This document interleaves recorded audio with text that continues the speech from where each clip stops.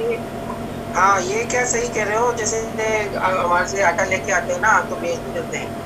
ये बात सही कह हाँ, रहे हो आप। मैं तो वही कह रहा था। तो ये तो नरक नरक का रास्ता है साहब, ऐसा नहीं करना चाहिए। पहले तो विप्र को हाँ, वो सही है गलत है वही जानने की कोशिश कर रहे हैं लोग। मैं भी वही कह रहा था। मेरा भी सारा डायरेक्ट उनकी तरफ नहीं था, हम्म सबकी तरफ था। हम्म कहने का मतलब ये है विप्र को इतना ही लेना चाहिए जितना कि उसकी आवश्यकता है। और आवश्यकता में भी ऐसा नहीं कि पूरे गांव में घूम के आना है, वो निश्चित घर पे ही जाता है। इसका इसलिए शास्त्रोक्त विज्ञान समझो, आप अध्ययन करो उसका विप्रो। तो कितना लाना चाहिए, कितना नहीं लाना चाहिए, कितना से ज़्यादा जाने पे वो उस दान का क्या महत्व हो जाता है, उस अन्न की स्थिति क्या हो जाती है, बहुत सारा विज्ञान दे रखा है। इसलिए आजकल तो ये भी सिस्टम चल गया है कि मान लीजिए निमंत्रित 4 जगह से हो गए विप्र, चारों निमंत्रण ले लेते हैं वो।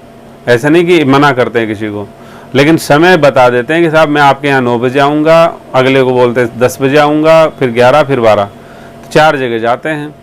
ये भी बड़ा अपराध है।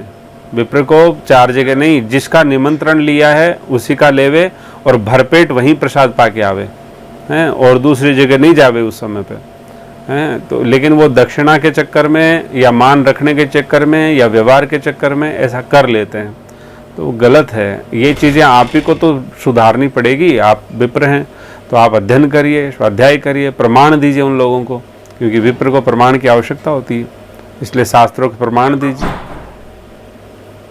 इसमें और एक ये होता है क्या प्रभु जी, जो भी अगर विप्र भी दान के पात्र है, अगर दान लेता है उसको भी सबके हिसाब से उपयोग करना चाहिए। हाँ, बाकी वो आगे दे दे।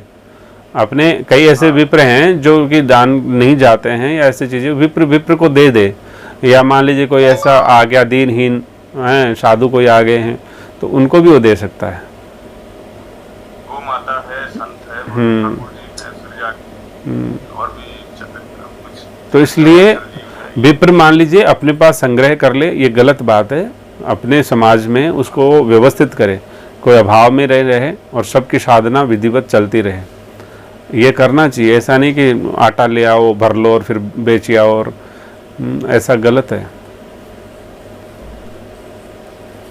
बहुत सारी गलती है। आटे वगैरह भी देते हैं ना, हाँ जी। जैसे हाँ वो देते हैं ना, जैसे खाट वगैरह आटे देते हैं, तो अब जैसे मान तो एक ही करे तो जैसे काफी हो जाती है। तो आप सही कह रहे हो भाई, जिसकी आवश्यकता है उसको ट्रांसफर कर दो, हाँ, ये बेचो है ना। मत उसको, उस दान को बेचो मत। और जिस समय मान लीजिए खाट देना चाह रहे हो, उस समय उस चारपाई का संकल्प ही जिसको देना है उसके नाम कर दो।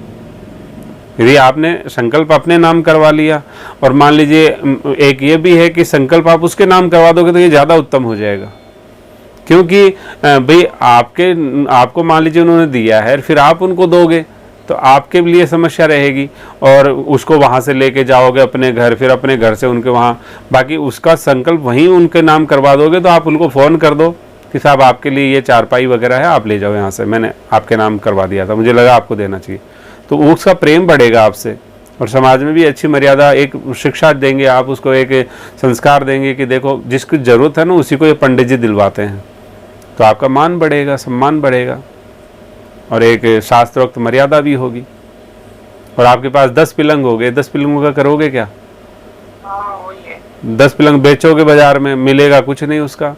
हैं बेकन मतलब है कि आपने मान लीजिए 1000 रुपये का पिलंग 200-500 रुपये, ज़्यादा कोई देता नहीं।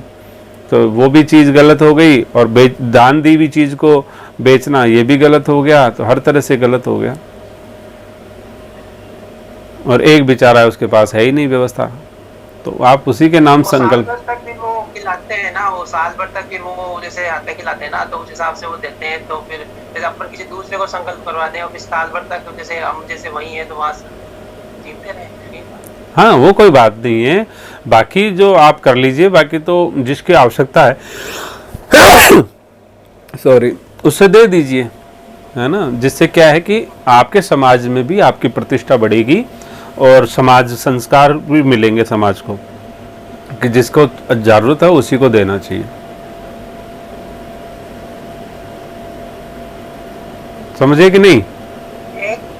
जी समझ गया मैं। ये तो वही चीज आवश्यकता हो उसी को ट्रांसफर कर दो, बेचना तो कुछ है ही नहीं, अपने को संकल्प उसी के नाम से करवा दो हाँ हाँ। अपने को। उसको आवश्यकता उसको तो कई है, कई विप्र है जो जहाँ पर जिनके है ही नहीं है, कुछ भी नहीं बेचारे, बहुत अभाव में। सबसे ज्यादा वर्ण व्यवस्था में सबसे ज्यादा स्थिति खराब विप्रों की है। उसकी वजह क्या थी? उसकी वजह ये थी कि विप्रों ने कभी संग्रह किया नहीं। भाई संग्रही विप्र ही होते ही नहीं थे, वो करते ही नहीं थे, बहुत त्याग और वैराग्य से जीवन जीते थे। और फिर ये व्यवस्था जब बिगड़ी तो ऐसी बिगड़ी कि उनके पास कुछ रहा नहीं और राजाओं की सत्ताएं चली गई, सब कुछ चला गया। तो अब ना राजाओं के पास कुछ रहा, ना विप्रों के पास कुछ रहा। तो फिर भी राजाओं के तो फिर भी थोड़ा बहुत जुगाड़ बना रहा, लेकिन इनके पास तो कुछ भी नहीं था।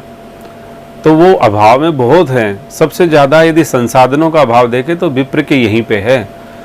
सही संविधान ने भी कहा श्री गुरु जी जो खत्म हो गया सब कुछ ये है। हाँ नहीं तो ये यथार्थ तो यही है कि विप्र को बहुत ज्यादा आवश्यकता है हर चीज की। उनको संसाधनों की जरूरत है, उनको सेवाओं की जरूरत है, और विप्र के पास वो चीजें रही नहीं, इसलिए वो अपने आप को ठगासा समझ रहा है। यार हम तो ठगे ही रह गए, ना हमने कुछ बनाया और ना कुछ करा, तो ना हमारे पूर्वजों ने ऐसे किया, ना आज अब समस्या में जी रहे हैं। तो इसलिए विप्र की बहुत सेवा करनी चाहिए, उसकी बहुत सम्मान भी करनी चाहिए। ऐसे विप्र को परेशान नहीं करना चाहिए। कम से कम श्रद्धा और भाव तो रखना ही चाहिए समाज को। हमारे खुद के ही घर में ऐसी स्थिति थी जब हमारे फादर खुद गाँव हमारी हालत खराब थी, तो आटा मांग के लाके हमको पाला पोसा उन्होंने। हाँ नहीं भाई, दान लेना तो विप्र का नहीं, विप्र को दान का विधान दिया है, लेकिन कहना मतलब है कि और भी बहुत सारी चीजें थी। और अब समाज की विकृतियों की वजह से टूट गया, लेकिन विप्र कभी टूटता नहीं है। विप्र अपनी राह छोड़ता नहीं है, धर्म को छोड़ता नहीं है। धर्म को धारण विप्र करते हैं, क्षत्रिय करते हैं। तो इसलिए धर्म की राह नहीं छोड़ते वो, कितनी भी समस्याएं हैं, कितनी भी विपत्तियां हैं। तो इसलिए ऐसी बात नहीं है, यथार्थ की आप जो विद्या वापस से विकसित कर दो। एक चीज में पूछ रहा था, अभी लाइन कट रही है अभी।